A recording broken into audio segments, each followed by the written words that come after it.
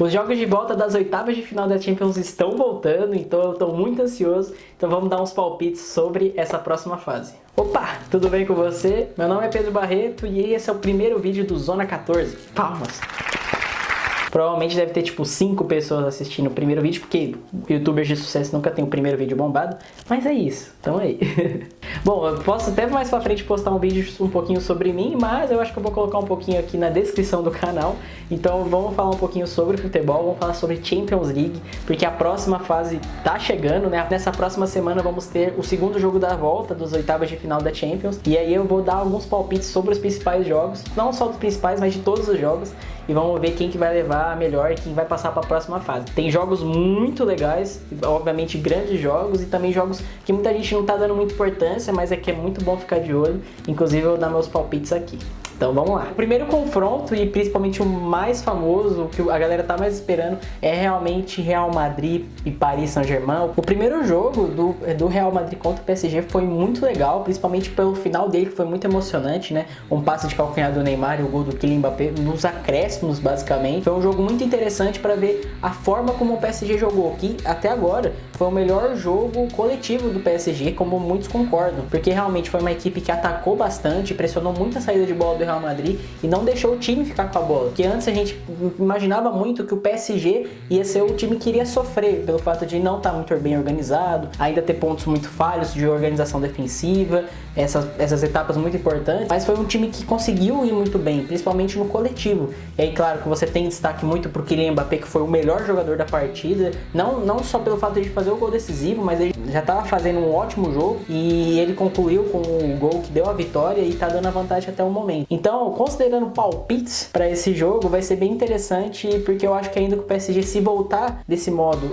jogando como primeiro jogo, é muito favorito. Mas não também só por isso, mas por conta também do time do Real Madrid, que vem com muitos desfalques. O primeiro deles, e talvez o mais importante, é o Casemiro, né, que acabou sendo suspenso no próprio jogo contra o PSG. Ele tomou o terceiro amarelo e tá fora, né? Então você perde um dos seus principais jogadores da trinca, dos maiores trio de meio campo do futebol. Então, perdendo um, você não tem aquele mesmo estilo, então você vai ter que improvisar alguém. Provavelmente o Valverde vai ser o cara que vai fazer essa parte, mas não tem somente o Casemiro como desfalque. Você tem o Mendy, que também tomou o terceiro cartão amarelo, então vai ter que dar essa mudança na lateral. Um jogador que acabou também tá tendo muito dúvida, ainda não se sabe se ele vai realmente pro jogo, é o Toni Kroos, que é o segundo jogador dessa trinca de meio campo, que ainda tá com dores musculares, né? Então ainda tá muito dúvida sobre qual que vai ser o meio campo desse PSG, que obviamente é um dos principais do planeta e que alimenta muito o próprio trio de ataque, né? Que principalmente se considera a dupla, que é o Benzema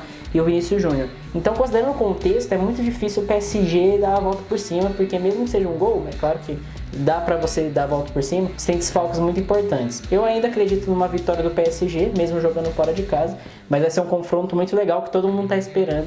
Inclusive vai ser um ótimo jogo. Do lado do PSG é muito bom destacar também a questão do Sérgio Ramos. Ele ainda tá tentando se recuperar, né? Desde que ele foi contratado pelo PSG, ele vem sofrendo muito com lesões e desgaste, então não conseguiu fazer jogos em uma sequência muito grande, porque sempre acabou se lesionando. Então ele tá tentando se recuperar para essa partida, embora não seja a principal dupla de zagas no time do PSG, porque você tem o Marquinhos e o Kimpembe, ou também outro zagueiro que acaba completando com o Marquinhos, mas com a volta do Sérgio Ramos seria uma grande aquisição pro jogo, então ele vai tentar se recuperar bem. Outro destaque também é pro Hakimi. O Hakimi ele tava lesionado, mas a tendência é que ele volte a treinar essa semana com o grupo e tudo mais. Ele só fez apenas treinos sozinhos e tudo mais, então a tendência é que ele volte para os treinamentos em coletivo para ser usado jogo contra o Real Madrid. Outro jogador que pode voltar também é o Paredes, que provavelmente já está se recuperando muito bem da lesão e pode até ser, provavelmente vai ser um dos relacionados para o próximo jogo do PSG. Enfim, então considerando todo o contexto, eu acho que pelo que o PSG apresentou no primeiro jogo,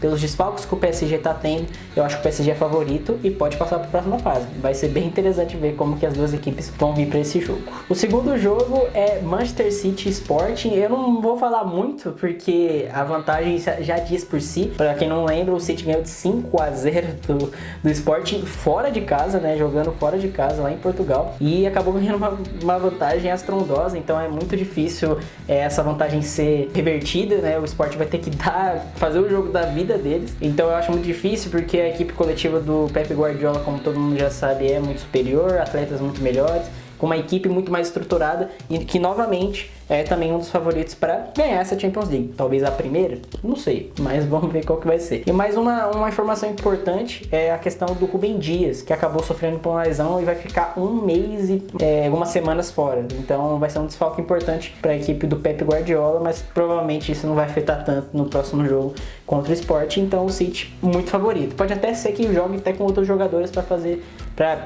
dar descanso para outros titulares, por exemplo.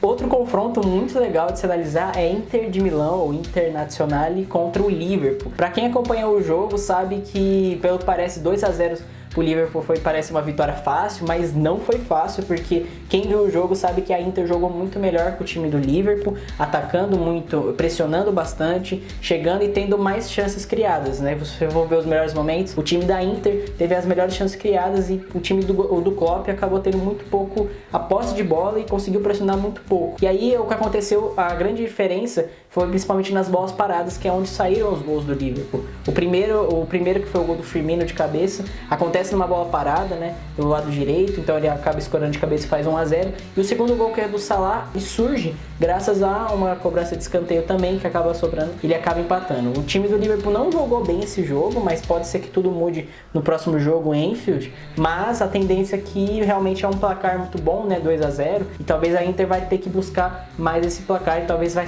se jogar melhor. E aí, como a gente sabe, o time do Liverpool é um time que gosta muito de jogar em um ataque que o bloco inteiro acaba subindo, então isso pode ser um ponto negativo, já que vai buscar o jogo para tentar virar. Então eu acho que o Liverpool ainda é favorito, embora não tenha feito um bom jogo no primeiro tempo, né, da partida, e no segundo tempo acabou melhorando e acabou, né, fazendo os 2 gols que garantiram a vitória. Considerando o contexto todo, eu acho que o Liverpool é favorito por jogar em casa e principalmente por ter uma vantagem muito boa, mas cuidado com a Inter, porque eu acho que pode acabar sendo, né, um time meio chato e complicar a vida do Liverpool, mas eu acho que os Reds são favoritos para esse jogo.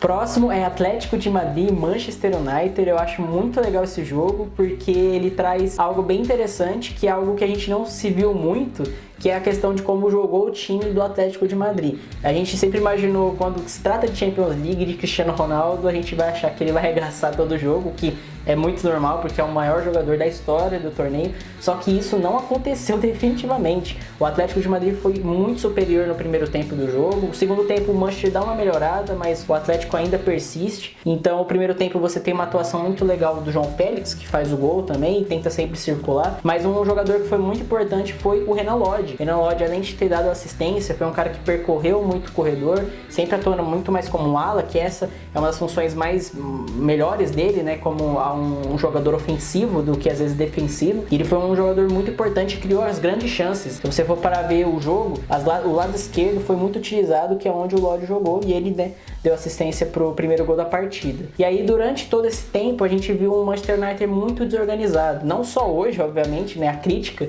considerando todo o Manchester United é exatamente isso, né, um time muito desorganizado, muito desalinhado, a questão da defesa, e você tem um ponto muito estranho de ver, que é a questão do Cristiano Ronaldo mesmo. Eu vou colocar o mapa de calor dele aqui na tela, só para vocês verem como que tá preenchido a parte do meio campo. E o Cristiano jogando no meio é efetividade zero, né? Porque ele não tem muito perigo quando joga nessa faixa de campo. Até porque ele tava vindo buscar o jogo, já que a bola não chegava nele. Então isso acabou complicando bastante. Você viu, gente? O SofaScore. Eu tenho que desligar, senão eu vou ficar atrapalhando toda hora.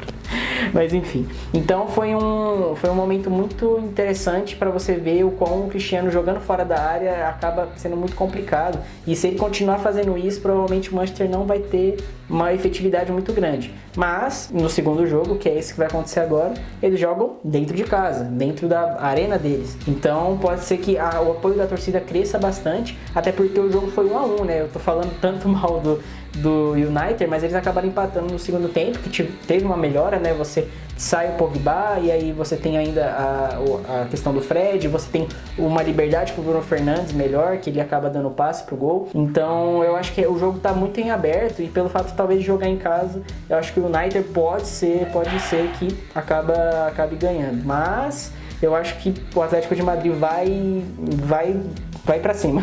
Então vai ser um jogo bem interessante de ver, mas considerando quem que vai, né, ganhar, eu acho que o United vai levar, mesmo tendo jogado bem. Outra partida muito legal que aconteceu agora nessa última leva de jogos foi Vila Real e Juventus. Quem viu o jogo viu que foi um jogo bem equilibrado. Se você for pegar os números, você vai ver que foram 9 chutes criados pelo time do Vila Real e 7 do time da Juventus, sendo que 3 foram no gol do time espanhol e 2 do time da Itália. E acabou que posse de bola foi bem equilibrado mesmo, foi 51-49, então assim foi um jogo bem equilibrado e o próprio resultado disso por si foi 1-1, mas é muito interessante destacar nesse jogo a estreia de um jogador. Tô falando do Vlahovic, né, o jogador de 22 anos que acabou sendo contratado recentemente pela Juve, né, por um valor muito grande, é um jovem promissor desse futebol italiano, e ele, né, foi um jogador que fez um dos grandes recordes, né, não foi o gol mais rápido da Liga dos Campeões, mas fez um gol em 32 segundos, o que foi bem estrondoso, porque eu vi o jogo e eu fiquei indignado que foi tão rápido, porque todo mundo tava meio que hypando nesse sentido de caramba, ó, presta atenção nesse cara, esse cara joga muito, e em 32 segundos ele já mostra isso. Então o Vlahovic, ele já começou mostrando pro que veio, e ele pode ser um dos jogadores mais importantes desse próximo jogo, como também o time do Vila Real, que tem uma questão coletiva muito importante, muito vencedora também, né? E você tem principalmente o título, né, mais importante do time do Vila Real recentemente, foi a Europa League, que acabou sendo conquistada recentemente. Então é bem legal ver como as duas equipes vão surgindo. Eu acho muito difícil falar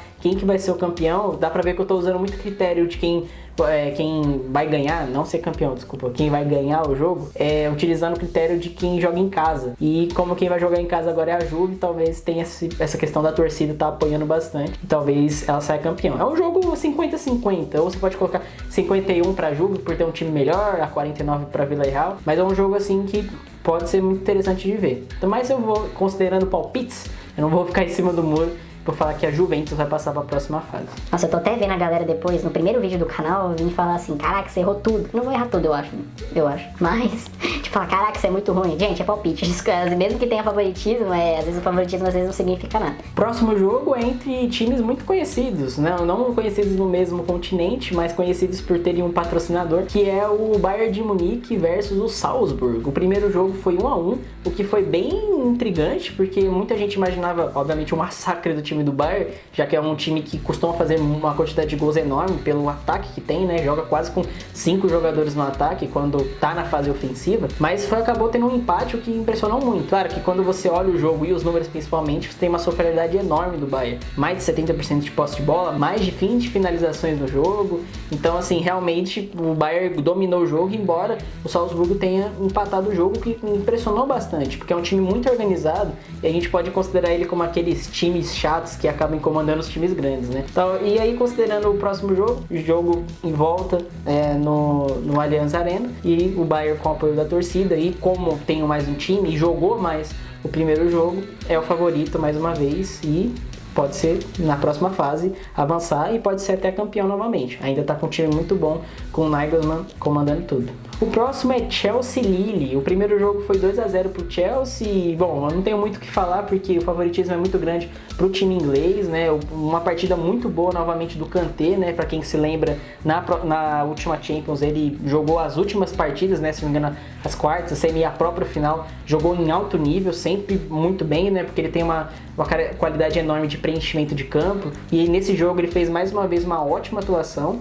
Então, novamente, aquele Kanté que a gente costuma ver jogar com alto nível, inclusive muita gente colocando ele como possível bola de ouro depois que o Chelsea foi campeão, mas foi uma partida ótima novamente do time do Chelsea, no coletivo, que também é valorizado muito, e aí você tem uma partida que provavelmente o Chelsea vai levar no jogo de volta, mesmo jogando fora de casa, mas eu acho que dá Chelsea de qualquer maneira.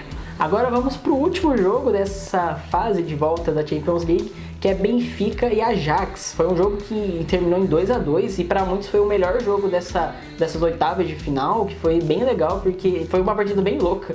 O Haller, né, que é o artilheiro, né, da Champions League, fez um gol contra e depois também fez um gol a favor, que foi bem maluco mesmo. Mas é um jogo que vai ser bem interessante ver, porque são duas equipes que estão se mostrando bastante. principalmente o Ajax, que foi 100% nessa fase de grupo. Então é um time que impressiona muito pela forma de jogar, pela valorização de passe, pela velocidade, principalmente por fato de ter um jogador brasileiro, que é o Antony, que tá voando nessa temporada, não só na Champions, mas também na Eredivisie. Se você for pegar os números do Antony, isso dá pra ver muito claramente. Mas vai ser um jogo bem legal de ver, e é muito difícil falar quem que vai passar aqui, porque é bem 50-50 mesmo, né? Você tem do lado o Benfica com ótimos jogadores também, com o próprio Jorge Jesus, que fez uma passagem absurda pelo Flamengo. Mas considerando momentos, talvez o Ajax, que pelo momento que vive, eu vejo que é melhor, e eu acho que vai incomodar mais. Então eu acho que o Ajax vai passar, até porque também volta o jogo de casa, e eu acho que eles são favoritos para essa partida. Bom, então é isso, eu espero que vocês tenham gostado desse primeiro vídeo. Foi bem simples, rápido, porque obviamente tem que ser muito curto, porque o jogo já é na quarta, os primeiros jogos fecham na quarta, eu tenho que editar nesse sábado, nesse domingo. Mas eu acho que eu espero muito que vocês tenham gostado, mesmo que seja algo simples. Eu tô utilizando muito como uma parte muito importante de prática de jornalismo, né? Então, falando aqui, já eu sou estudante de jornalismo, então tô usando muito essa parte do canal para expor muitas questões de opiniões, de questão de prática, questão de edição, que coisas que eu quero muito aprender. Espero muito que vocês tenham gostado desse primeiro vídeo, que talvez tenha sido simples, mas acho que vale muito a pena, e vamos acompanhar muitos jogos. Talvez eu faça um pós-jogo de todos os jogos, talvez, se vocês gostarem. Então vamos aí, aproveitar todos esses próximos jogos. É isso aí, valeu, até mais!